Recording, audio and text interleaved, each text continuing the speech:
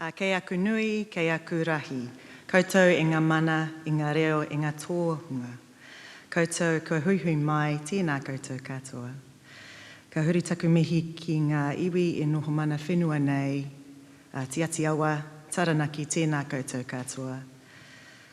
Tangihia ngā manu kōrero o te ao Māori kua mū. Hector, te wharahuia, he mā, tūmanako, koutou katoa. Kei te rere tonu ngā roi mata, kei te aue tonu ngā kuia, kei te pauri tonu te iwi, waiho mātou e noho pani nei e mainua. O tira koutou ho atu haere, koutou kia koutou, tātou kia tātou. Huri rauna tēnei whare, ngati pōneke, mana ki tangata, tēnei rā tātou katoa. A very warm greetings to you all this morning. Last month, almost to the day, I took over the leadership of the New Zealand Law Society, but in many ways, today really is the first day of a journey that will probably define my presidency, if I'm honest. And so I want to begin with these words.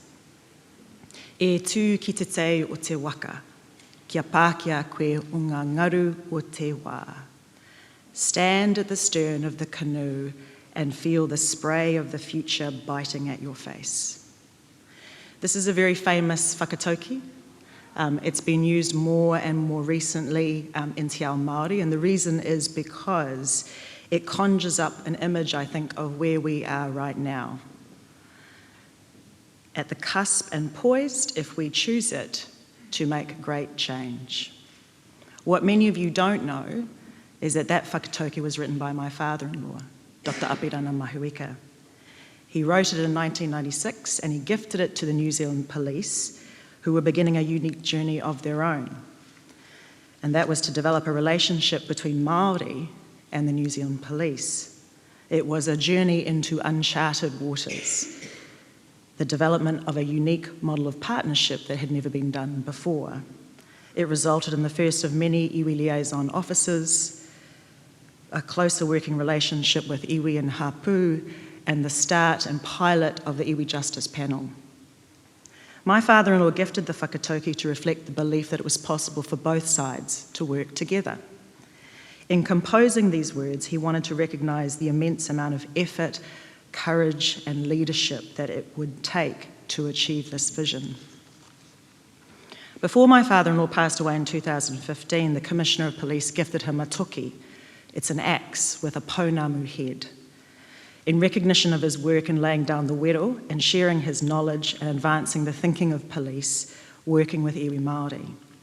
Now that toki, as it would happen, was gifted to me a month ago by my mother-in-law. She wanted me to bring something to Wellington to remember him, to be with me as I went on this journey. Yesterday I brought it for the first time. It was just a coincidence that was the first possible moment that I could bring it with me and bring it into the building, into the New Zealand Law Society building. And I feel that that's right because it is today that we have to draw strength from this taonga that sits in that building right now to set sail in uncharted waters. The New Zealand Law Society's journey began almost 150 years ago in 1869 with the formation of the first organised group of lawyers in New Zealand. In 1869, New Zealand was a young colony and part of what Britain saw as an addition to its mighty empire. And we now know that that narrative is flawed and that colonisation proved to be disastrous for tangata whenua of this country. And that is an important lesson that we must heed today as we come together, because what happened in our country's history, we must be honest about. Those same societal forces and historic wrongs did help shape the legal community, and it contributed to the culture we have today. We are here at this symposium because that culture no longer works. As a community, we've had to come to terms with more than a year of shameful revelations about that culture. And Dame Sylvia Cartwright, who led last year's working group, put the issues very squarely in front of us. She said 2018 is a watershed moment in the culture of the New Zealand legal profession. A watershed moment. And later she said that the elimination of this type of behaviour is imperative. The reputation, which is what we all care about and unites us, the reputation of the profession, and to secure its future. I heard a saying the other day that people create culture. And so if we create it, we can break it too and we can recreate it. The power of our own personal and collective determination to change will be the key to what we achieve today and beyond. Our challenge at today's symposium is to be open, completely open and honest, and to start the journey that will create a new legal culture for our profession. And I know we all know that this will be a journey and it will take time. The whakatauki my father-in-law wrote was based on the navigation of the Pacific by the Polynesians. The intent was to use the early voyages of the Pacific as a metaphor for what it takes to venture out into the unknown. It calls on the pioneering spirit of these early journeys, the sheer courage, strength, and wisdom, as I said, of what would be required. Historians internationally have described the navigation of the Pacific by the Polynesians, attempting to find these tiny islands in a vast ocean, as well, the skill required is like trying to find a speck of sand in the eye of a needle in a haystack, in a field of haystacks. But the whakatauki actually does much more than just call on that wisdom and skill. It describes in a very visceral way the leadership which is required. Stand at the stern of the waka and feel the spray of the future biting at your face. Think about those words. It evokes a very uncomfortable and at times challenging and scary place to be, to get into the unknown in search of a new beginning. But that is what all of us must do. You see, we all have a sphere of influence here, every single one of us in this room. We are all in charge of a waka of sorts. And so we now must all lead together. In 2015, Justice Joe Williams added another layer to this whakatauki. So there's a story within a story, within a saying. He told the story of Nainoa Thompson, who wanted to relearn the early navigational techniques in the 1970s, and he found a man who came from, I think, the Palau Islands, called Maupialug, who knew the skills, and he came to Hawaii and he taught him over years how to navigate by the stars. After 2 years of learning, Nainoa's teacher asked him to recite the star map again and again, and he did, thinking that he was doing the right thing.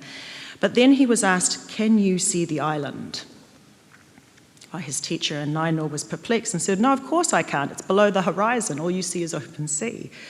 So Mao said, "Right, lesson over. I'll come back to you tomorrow." And again, he did it. And this carried on for days, asking to recite the star chart, and always, "Can you see the island?" Finally, on the 5th day, Mao closed his eyes, and in his head, he conjured up the island Tahiti Nui. And he said, "Yes, I can see the island. I get it. I've got it now." And Mao smiled and said, "You must keep the island in your mind, for you are to be the navigator. There will be heavy seas and storms and dark, starless nights on your journey. You will be tested, but you will be safe if you keep the island in your head. If you lose the island on your mind, you will die, and your crew will die with you." The lesson is about true visionary leadership. To be true as a navigator, we have to know with every fibre of our being where we are going. We must be able to see the island. And I think there's so much to take away from all of this, but the real beauty of the story of the whakatauki, of Nainoa's story, is that it is uniquely ours. Because it was our ancestors who did this. It was our people who voyaged across the Pacific over many centuries before arriving in New Zealand. It is our people who left the docks of Britain and Europe to make the long journey here, to leave behind the known, to come to the unknown. It is our people who came here as recently as immigrants waiting for a plane, to start a new life, and in some cases to leave hardship and oppression behind. This is our story. It uniquely belongs to Aotearoa New Zealand. It is what forms the very fabric upon which this country is truly founded, and is the glue which bonds all of us together. We are all the children of pioneers who came here in search of a better place to live. So today is about joining together to see where we are and where we want to go, to see the island for all of us. And it will be a new destination where I think we will treat each other differently. There will be brighter, clearer pathways which will allow for greater inclusiveness. It will be a place where we all feel safe and able to flourish and work. We will see progress within the profession determined by more equitable mechanisms. We will see women having career pathways that allow them to reach their potential. Conscious bias will be called out for what it is, unacceptable conduct, and conscious bias will be recognised, and we will not confuse merit with privilege. We will see justice being delivered by a more diverse bench which will reflect the society it serves, and we will see a culture where access to justice is something that we all are committed to improving in all areas of the law. Because we can do this, because it's what our ancestors did, and that is who we are. So I'm going to end with a final quote, and it's not Beyonce this time. I've become famous for quoting hip-hop stars and R&B people. It's from Barack Obama, and everyone's been waiting for me to quote him. But he said this, which is really quite apt. He said, "Change will not come if we wait for some other person or some other time. We are the ones we've been waiting for. We are the change that we seek." We got this. Nā reira, tēnā koutou, tēnā koutou, tēnā tātou katoa.